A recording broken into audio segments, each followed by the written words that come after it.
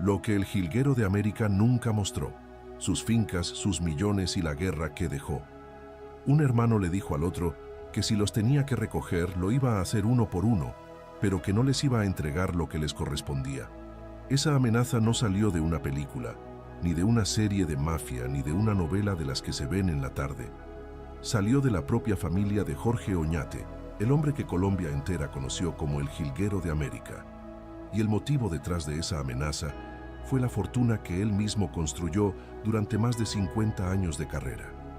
Una fortuna que, según distintas fuentes judiciales y periodísticas, ronda entre los 22.000 y los 26.000 millones de pesos, repartida entre dos fincas que juntas suman más de 670 hectáreas, más de 1.200 cabezas de ganado, 3 casas, 3 camionetas de alta gama y una fortuna en regalías que ni siquiera se ha terminado de calcular. Hoy vas a entrar, con lujo de detalles, a la vida privada del hombre detrás de esa voz que sonó en cada parranda del país durante más de 5 décadas. Vas a recorrer sus fincas por dentro, vas a conocer cómo eran esas tierras, ese ganado, esas casas, esas camionetas y la forma exacta en que gastaba y no gastaba su dinero. Vas a descubrir también el patrimonio invisible que casi nadie conocía, ese que sigue generando dinero incluso años después de su muerte. Pero sobre todo, vas a entender cómo esa misma fortuna, construida con tanto sacrificio, terminó convirtiendo a sus propios hijos en enemigos. Y si todavía no te has suscrito al canal, hazlo ahora, presiona el botón de suscripción y activa la campanita. Aquí hay investigación. Cada video que lanzamos vas a ser el primero en saberlo. Quédate hasta el final, porque te voy a contar exactamente qué pasó con esa amenaza, quién la dijo, a quién se la dijo y cómo sigue esa guerra hasta el día de hoy. Empecemos por donde empieza casi todo lo que Jorge Oñate construyó en vida: sus fincas. La primera se llama Nido de Amor, ubicada en el corregimiento de Casacara, jurisdicción de Codazzi, en el departamento del César, y no es casualidad que lleve ese nombre. Así se titula una de sus canciones más queridas, compuesta por Octavio Daza, incluida en el álbum El Cambio de mi Vida, lanzado en 1978, la misma canción que terminó lanzándolo al estrellato y que con los años se convirtió en su himno personal, en la melodía que la gente pedía a gritos en cada parranda del César y La Guajira.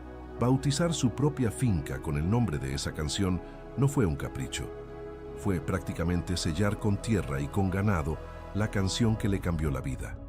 La segunda finca se llama El Jilguero, ubicada en el municipio de Becerril, un homenaje directo a su propio apodo artístico, ese que la gente le puso por la dulzura de su voz, comparándolo con el canto de un pájaro cantor.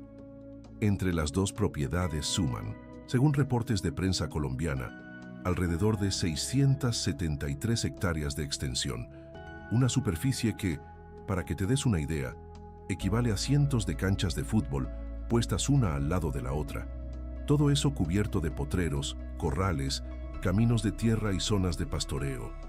Ahí conviven más de 1.200 cabezas de ganado, entre vacas lecheras, ganado de cría y ejemplares de raza, animales que Jorge Oñate seleccionaba con el mismo cuidado con el que elegía una canción para grabar. Esto no era una inversión de adorno para mostrar en redes, ni una finca de fin de semana para descansar entre gira y gira. Jorge Oñate pasaba días enteros metido de lleno en la producción de sus propias tierras, revisando personalmente el ganado, supervisando el ordeño, hablando con sus capataces, caminando entre los corrales con las mismas botas, con las que después se subía a un escenario a cantar ante miles de personas. Quienes trabajaron con él aseguran que conocía cada rincón de sus fincas, como conocía cada verso de sus canciones, y que era tan exigente revisando el peso de una vaca como lo era ensayando una nota en el estudio de grabación. Y aquí es donde vale la pena detenerse un segundo, porque esas tierras no cayeron del cielo, ni llegaron por herencia, ni por golpe de suerte. Se pagaron con más de 5 décadas de carrera, con 46 discos grabados, con 25 discos de oro, 7 de platino, y 6 de doble platino, con giras interminables por toda Colombia y por buena parte de América Latina, y con un lugar que se ganó a pulso como uno de los 4 grandes de la música vallenata, junto a Diomedes Díaz, Rafael Orozco y su compadre Poncho Zuleta. Cada finca, cada cabeza de ganado, cada hectárea de esas 673 es la traducción física de una vida entera dedicada a cantar y de un patrimonio que hoy se estima entre 22.000 y 26.000 millones de pesos, dependiendo de la fuente que consultes.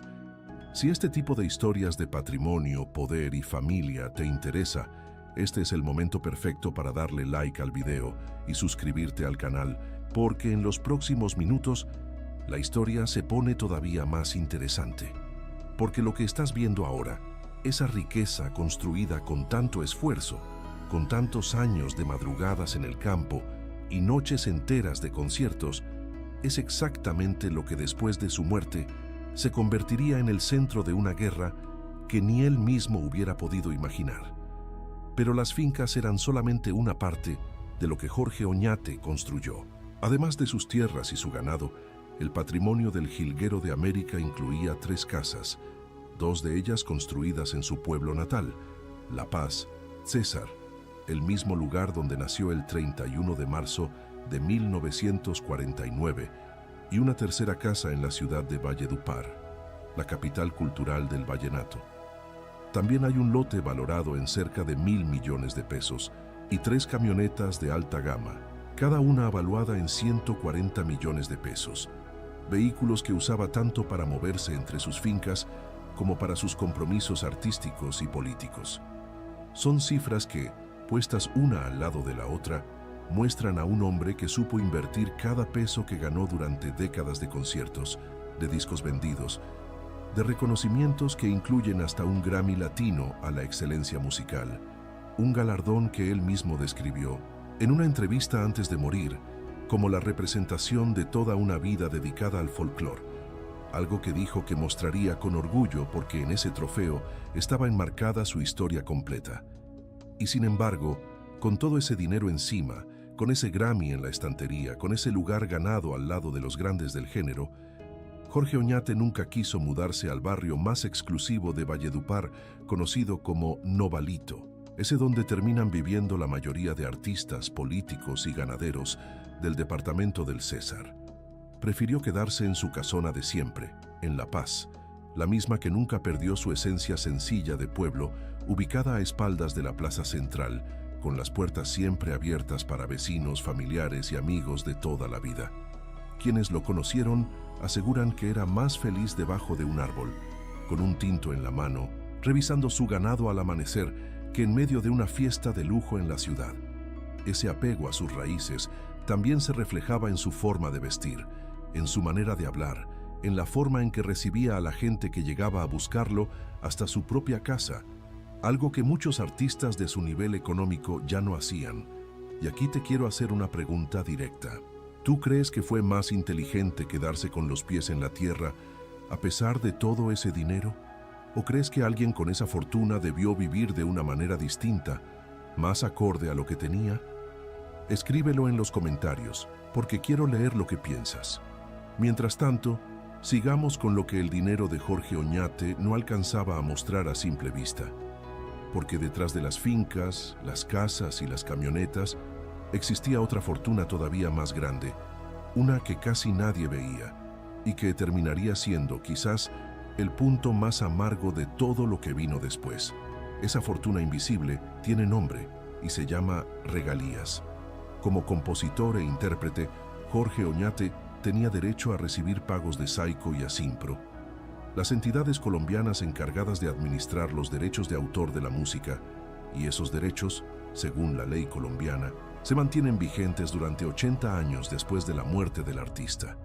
Eso significa que cada vez que suena una de sus canciones, en una parranda, en una emisora de radio, en un evento en vivo, en una plataforma digital de música, ese dinero sigue entrando año tras año, generación tras generación, sin que el artista tenga siquiera que estar presente para recibirlo. Piensa por un momento en la cantidad de canciones que grabó durante más de 5 décadas de carrera. Temas como Nido de Amor, Recuerdos, Volví a llorar, mujer marchita, no comprendí tu amor, la vieja Sara, y decenas más.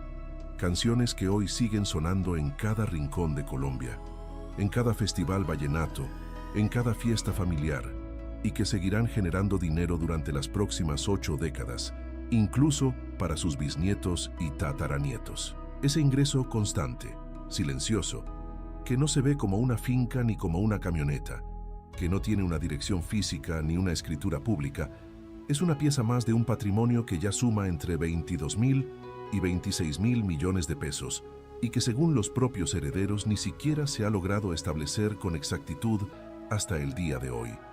Porque a diferencia de una finca, que se puede medir en hectáreas, o de una casa, que se puede tasar en pesos con un simple avalúo, unas regalías que se extienden durante 80 años son casi imposibles de valorar de una sola vez, ya que dependen de cuánto se siga escuchando esa música en el futuro, algo que ningún juez ni ningún abogado puede calcular con precisión. Y eso, como vas a ver en un momento, terminaría encendiendo todavía más la disputa entre sus herederos. Toda esa fortuna, visible e invisible, quedó de un momento a otro sin dueño. El 28 de febrero de 2021, Jorge Oñate falleció a los 71 años de edad, después de permanecer hospitalizado casi un mes por complicaciones derivadas del COVID-19, una enfermedad que en un principio parecía superar, luego de 23 días de lucha, pero que finalmente le afectó gravemente otros órganos y terminó con su vida.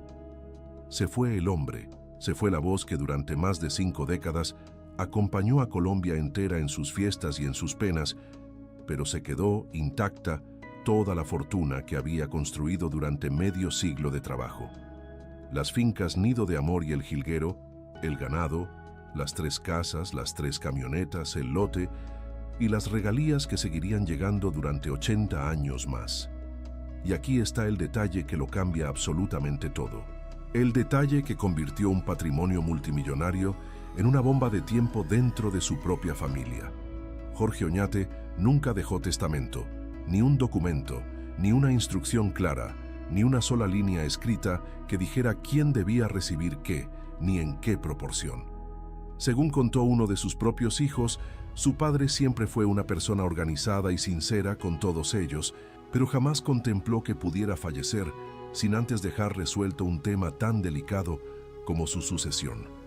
Todo quedó abierto, todo quedó sujeto a la ley colombiana y sobre todo quedó sujeto a lo que sus propios hijos decidieran hacer entre ellos, sin la guía ni la autoridad del padre, que en vida había mantenido a la familia relativamente unida.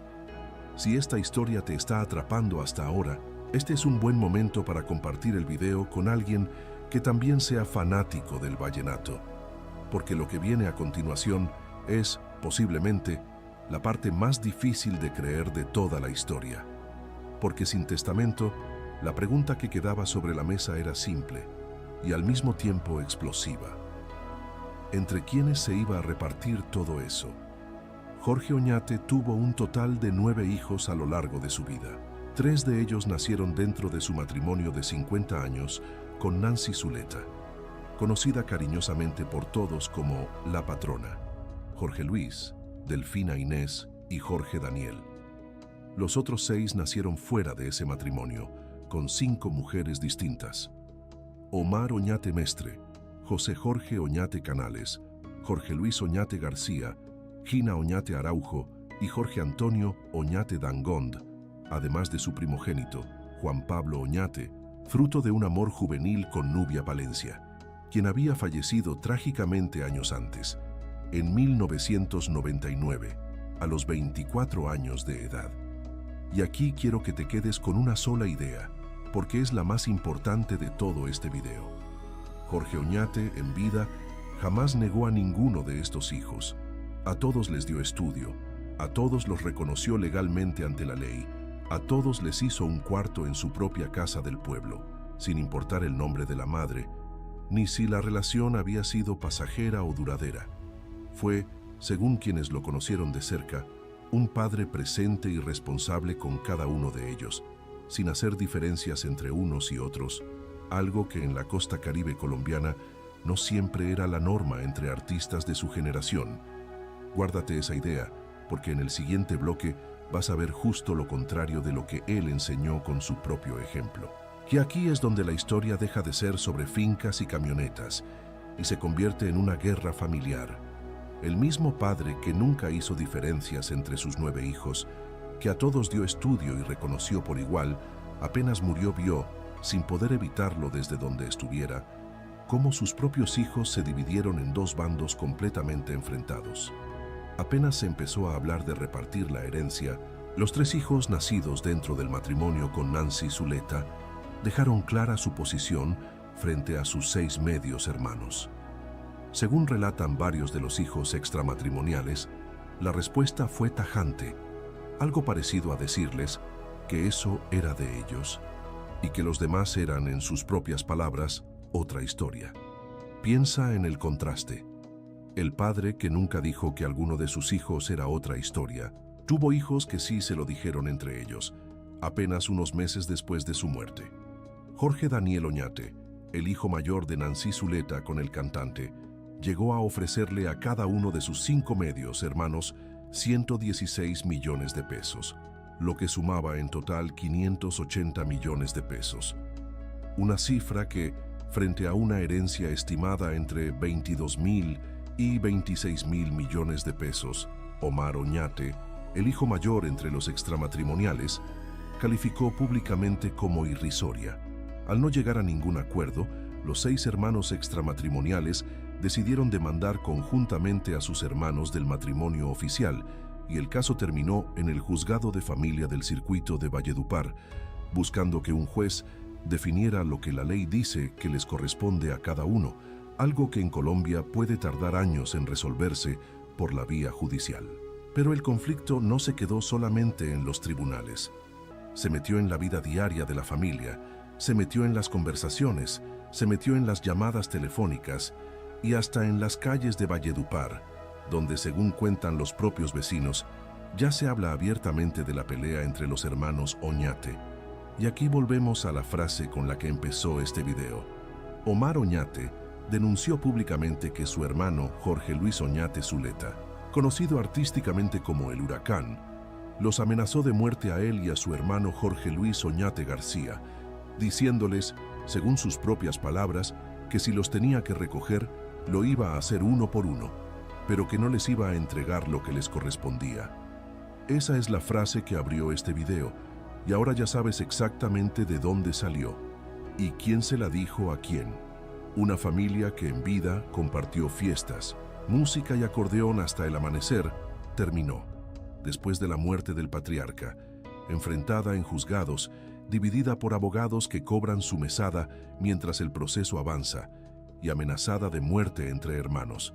Y todavía, mientras se graba este video, la herencia de entre 22.000 y 26.000 millones de pesos sigue congelada, sin repartir, mientras el proceso avanza lentamente por los tribunales de Valledupar. Ahora te toca a ti. ¿Quién crees que tiene la razón en esta disputa? ¿Los hijos del matrimonio oficial o los hijos extramatrimoniales? Déjame tu opinión en los comentarios, porque de verdad quiero leer qué piensa cada uno de ustedes sobre esto. Jorge Oñate pasó más de 50 años construyendo una fortuna a punta de trabajo, disciplina y una voz que marcó a varias generaciones de colombianos. Las fincas, nido de amor y el jilguero, el ganado, las casas, las camionetas y una herencia musical que seguirá generando dinero durante 80 años más. Un padre que en vida nunca dijo que uno de sus hijos era otra historia, pero cuya fortuna, entre 22.000 y 26.000 millones de pesos, terminó provocando exactamente eso entre sus herederos. La misma amenaza con la que empezamos este video, la de un hermano diciéndole a otro que lo iba a recoger uno por uno, sigue siendo hoy el resumen más doloroso de lo que queda del legado del jilguero de América. Una guerra que sigue abierta, sin resolver, mientras su voz sigue sonando en cada parranda del país, ajena por completo a lo que hoy pelean sus hijos. Si esta historia te dejó pensando, suscríbete al canal, porque aquí seguimos contando las historias que la fama nunca mostró del todo.